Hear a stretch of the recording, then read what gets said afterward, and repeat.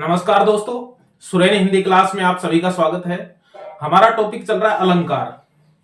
हमने शब्द अलंकार पढ़े हैं और अब हमारा अगला अलंकार है उक्ति से संबंधित अलंकार हम पढ़ेंगे। जैसे अतिशयोक्ति है,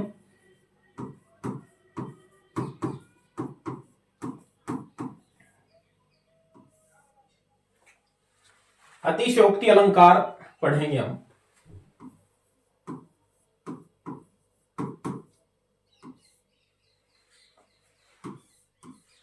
अतिशयोक्ति शब्द से हम समझ सकते हैं कि इसमें उक्ति की अतिशयता होती है। अतिशय यानी अधिक, उक्ति यानी उक्ति, यानी किसी बात को, उक्ति यानी बात या कथन, किसी बात को बहुत ज्यादा बढ़ा चढ़ाकर कह दिया जाता है तो अतिशयोक्ति अलंकार जो है वो हो जाता है। यानी जहां जिस काव्य पंक्ति में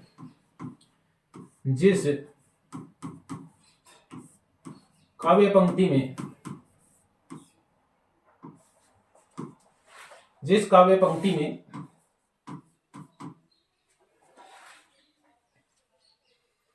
किसी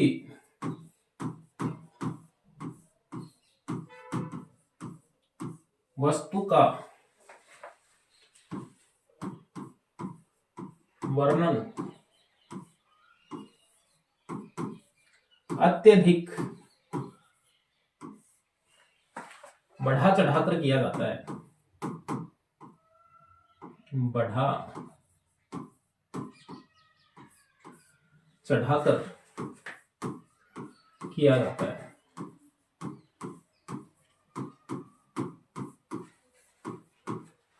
देखिए, जिस काव्य पंक्ति में किसी वस्तु का वर्णन अत्यधिक बढ़ा चढ़ाकर, अत्यधिक यानी अतिशय वर्णन किया जाता है, जिससे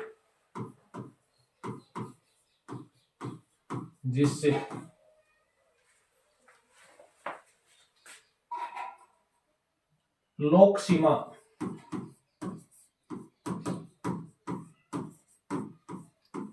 भंग हो जाती है।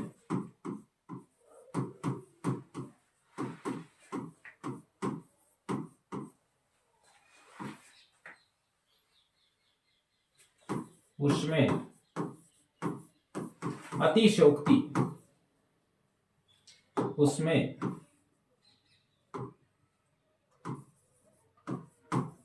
अतिशयोक्ति अलंकार होता है। देखिए, उस काव्य पंक्ति में अतिशयोक्ति अलंकार होता है जिसमें किसी बात का वर्णन, किसी वस्तु का वर्णन जो है वो अत्यधिक बढ़ा चढ़ाकर किया जाता है। इतना बढ़ा चढ़ाकर किया जाता है कि लोक सीमा का उल्लंघन होता है, लोक सीमा भंग हो जाती है, लोक सीमा का उल्लंघन होता है, लोक मर्यादा का उल्लंघन होता है, या यूं कहें कि समाज मर्यादा का उल्लंघन होता है। यानी समाज में जो नियम है वो टूट जाता है। यानी वास्तव में वैसा होता नहीं है, लेकिन उसमें वर्णन ऐसा दिखा दिया जाता है कि उससे लोक मर्यादा जो है वो भंग हो जाती है। जैसे एक उदाहरण से हमें समझ में आएगा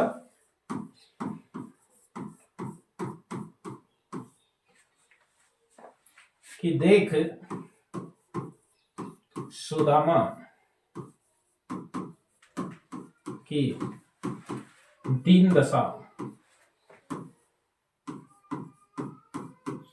करुणा करके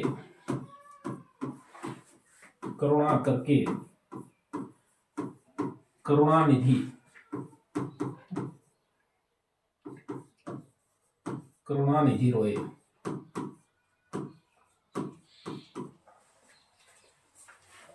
पानी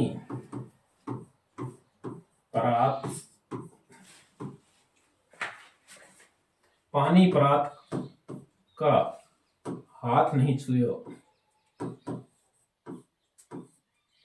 हाथ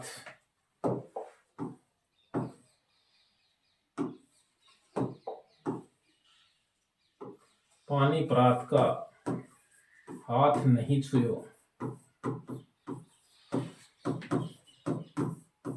नैनन के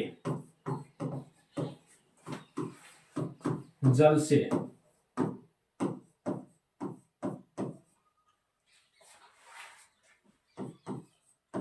पाए धोए। ये देखिए, जब कृष्ण जो है वो कृष्ण के पास जब सुदामा पहुंचता है अपनी दीन दशा को लेकर के, और जब उसको द्वारपाल जो है अंदर लेकर जाता है, कृष्ण उसकी दशा को देखता है, तो पहले क्या होता था, मेहमान के पहले पांव धोकर जो है उनका स्वागत किया जाता था, क्योंकि वो काफी दूर से पैदल चलकर आता था।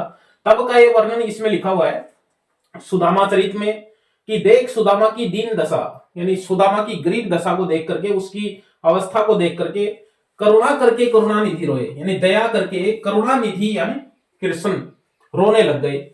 और पानी मंगवाया था प्रात में पांव धोने के लिए, लेकिन नेत्रों के जल से ही जो है वो पांव धो, पानी प्रात का हाथ छुयो नहीं, हाथ छुयो नहीं, नैनन के जल से पांव धोए, यानी नेत्रों के जल से ही, यानी आंसुओं से ही जो है उसके पांव जो है वो धोने लग जाते हैं।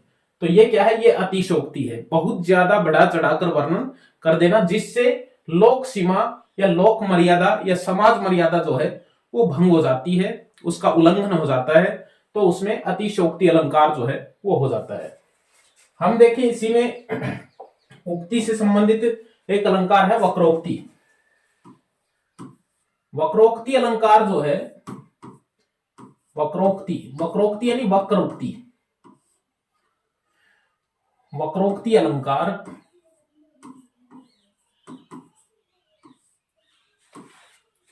यानी वक्र उक्ति। वक्र का मतलब होता है विलक्षण, टेढ़ा, तिरछा,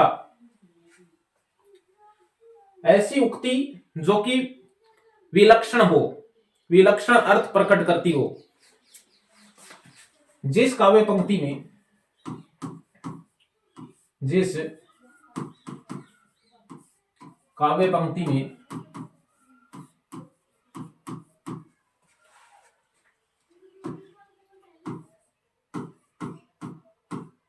वक्ता की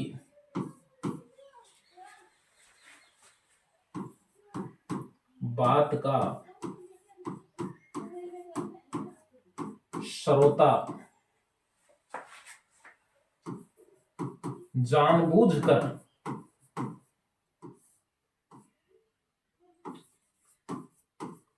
विपरीत अर्थ ग्रहण करे, विपरीत अर्थ ग्रहण करे,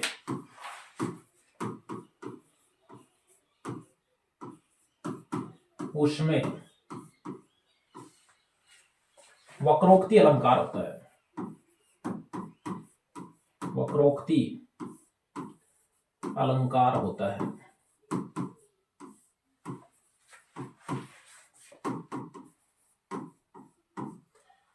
एक तो होता है वक्रोक्ति कि जिस काव्य पंक्ति में वक्ता की बात का श्रोता, वक्ता यानी कहने वाला, श्रोता यानी सुनने वाला, कहने वाले की बात का सुनने वाला जानबूझकर उल्टा अर्थ ग्रहण कर लेता है, तो वहां वक्रोक्ति अलंकार होता है।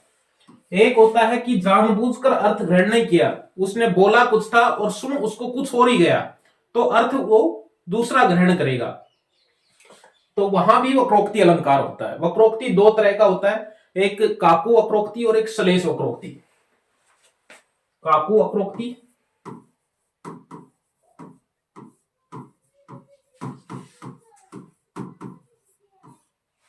और दूसरा है श्लेष वक्रोक्ति।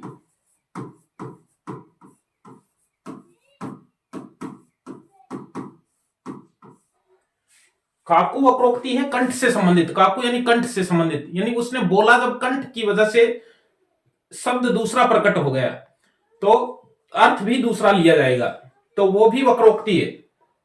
एक है श्लेष वक्रोक्ति। श्लेष में तो होता ही है कि एक शब्द के दो से अधिक अर्थ निकले या एक ही शब्द से अनेक अर्थ निकले तो श्लेष है। श्लेष एक अलग से अलंकार भी है। लेकिन यदि श्रोता जो है वो वक्ता की बात का दूसरा अर्थ ग्रहण कर ले तो वहां पर वक्रोक्ति अलंकार हो जाता है, श्लेष वक्रोक्ति अलंकार होता है। उदाहरण के तौर पर हम देखें, इसमें एक संवाद पंक्ति है कि को तुम, यानी अंदर राधा है और बाहर से कृष्ण आता है और उसका दरवाजा खटखटाता है, और जैसे ही दरवाजा खटखटाता है अंदर से आवाज आती है कि को तुम, यानी कौन तुम। तो वो जवाब देता है कि मैं घनश्याम, मैं घनश्याम।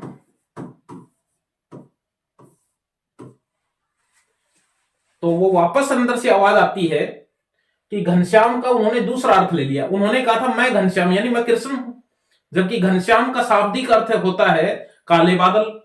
तो अंदर से आवाज आती है तो बरसों की जाए, तो बरसों की जाए यानी कहीं जाकर बरसो, यहां क्या करने आए?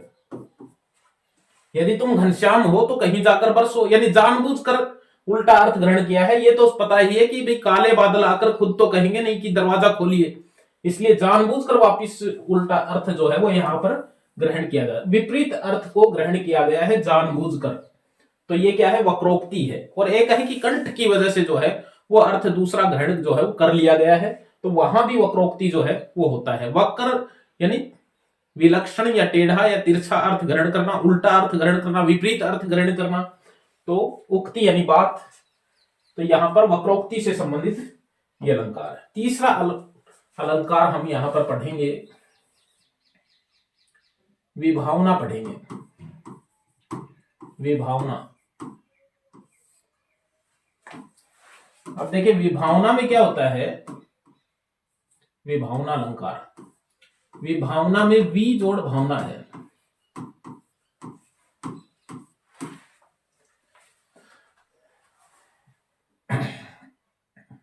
यहां भावना शब्द का अर्थ, भावना शब्द का अर्थ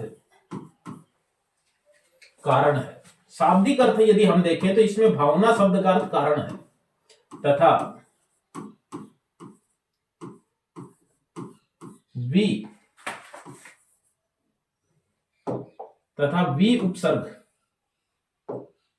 तथा वी उपसर्ग का अर्थ बिना है,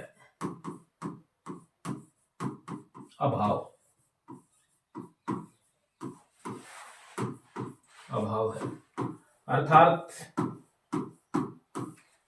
जिस काव्य पंक्ति में, जिस काव्य पंक्ति में, अर्थात जिस काव्य पंक्ति में कारण के अभाव में भी कार्य को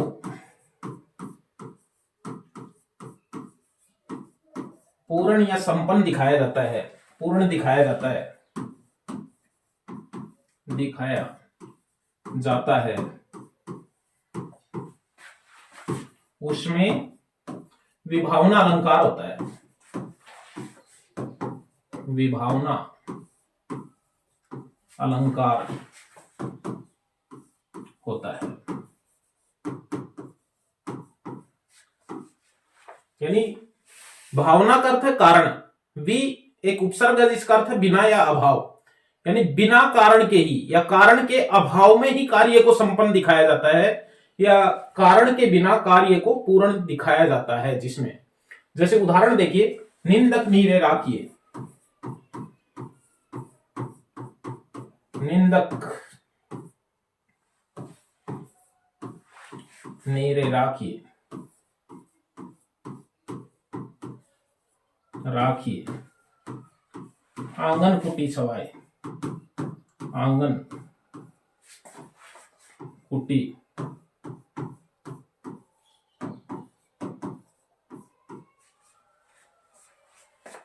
बिन पानी, बिन पानी साबुन बिना,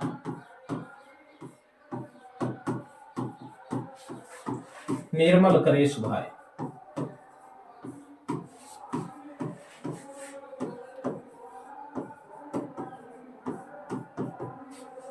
यानी निंदक नीरे राखिए आंगन कुटी सवाई, बिन पानी साबुन बिना निर्मल करे सुभाए। ये हमें ध्यान में रखना है कि विभावना जो अलंकार है इसमें ये वाचक शब्द भी आएंगे, बिन, बिना, बिनु, इस तरह के वाचक शब्द जो है वो उसमें जरूर आएंगे। जैसे इसमें एक उदाहरण और होता है, जैसे बिनु पैर बिनु पद चले सुने बिनु काना। जैसे बिनु पद चले, बिनु पद चले सुने बिनु काना।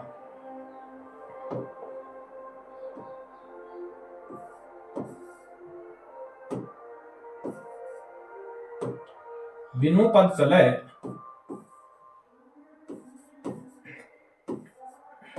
सुने बिनु काना।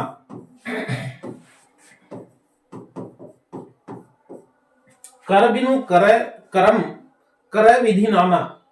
यानी बिनु शब्द भी इसमें आता है, यानी बिना पैरों के चलना दिखाया जाता है, बिना कानों के सुनना दिखाया जाता है। तो इसमें विभावना में बिन, बिना, बिनु इस तरह के वाचक शब्द भी इसमें आएंगे। हर पंक्ति में, काव्य पंक्ति में आते हैं, जिससे ये विभावना अलंकार का हमें पता चल जाता है। लेकिन विभावना के साथ साथ एक विभावना का विपरीत अलंकार होता है, उसको भी हमें समझ लेना चाहिए। एक अलंकार है विशेषोक्ति, विशेषोक्ति अलंकार। विशेषोक्ति अलंकार क्या है? यह विभावना का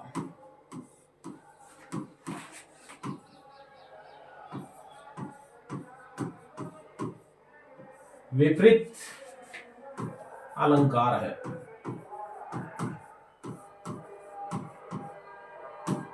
विभावना का विपरीत कैसे है?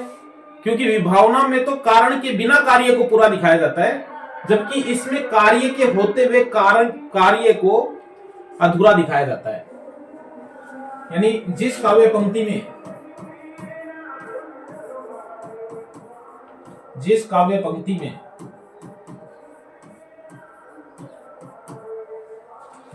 पंक्ति में कारण के होते हुए भी, जिस काव्य पंक्ति में कारण के होते हुए भी कार्य को अपूर्ण दिखाया जाता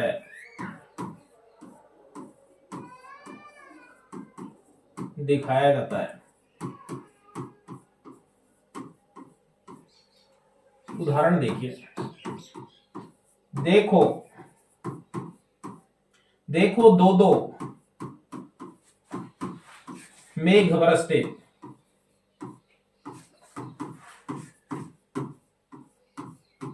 मैं प्यासी की प्यासी, मैं प्यासी की प्यासी। यानी कारण के होते हुए भी कार्य जो है वो अपूर्ण रहता है। बादल बरस रहे हैं फिर भी प्यास नहीं जा रही है, कारण है। और ये अलंकार विशेषोक्ति अलंकार में यह है कि प्रसिद्ध कारण के होते हुए भी कार्य पूरा नहीं होता है, प्रसिद्ध कारण के होते हुए भी कार्य अधूरा रहता है।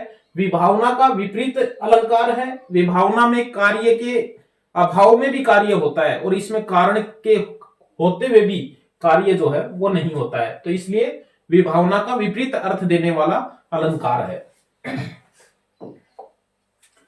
हमें एक अलंकार समझेंगे विरोधाभास। विरोधाभास, अब देखिए विरोधाभास में क्या है? विरोध आभास, विरोध आभास। आभास का मतलब होता है झलक होना, प्रतीति होना, आभास होना। यानी जिस काव्य पंक्ति में, जिस काव्य पंक्ति में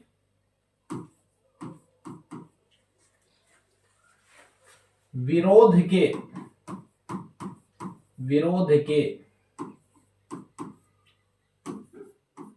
न होते हुए भी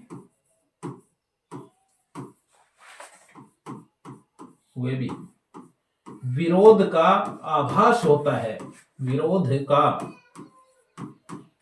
आभास या प्रतीति होती है,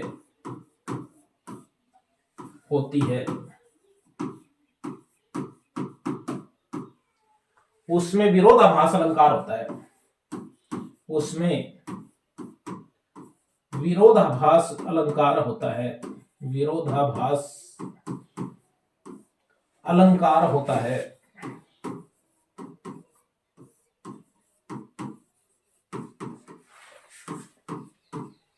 यानी विरोध के न होते हुए भी विरोध का आभास होता है केवल। तंत्री नाद कवि तरस सरस राग रतिरंग। उदाहरण देखिए, तंत्री नाद बिहारी के दोहे हैं। तंत्री नाद कवि तरस सरस राग रतिरंग। सरस राग रतिरंग। अन बूढ़े बूढ़े तिरे, अन बूढ़े बूढ़े तिरे।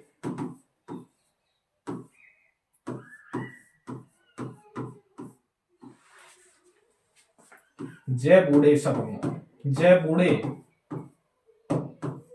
सब अंग।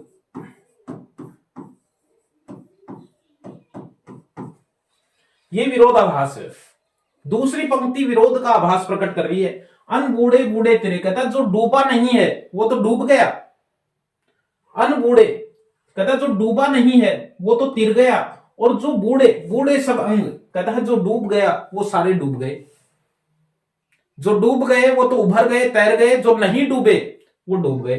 अन बूढ़े बूढ़े तिरे, कहता है कि जो डूबा नहीं है वो तो डूब गया, और जो डूब गया है वो तिर गया है। किसमें? तंत्री नाद यानी संगीत के अंदर, कवित रस कविता के रस में, सरस राग जो संगीत में, गानों में, गीतों में, रागनियों में, और रति रंग और प्रेम के रंग में, इनमें जो व्यक्ति डूबा नहीं है समझो वो तो डूब गया, और जो इनके रस में डूब गया है समझो वो उभर गया, वो तैर गया।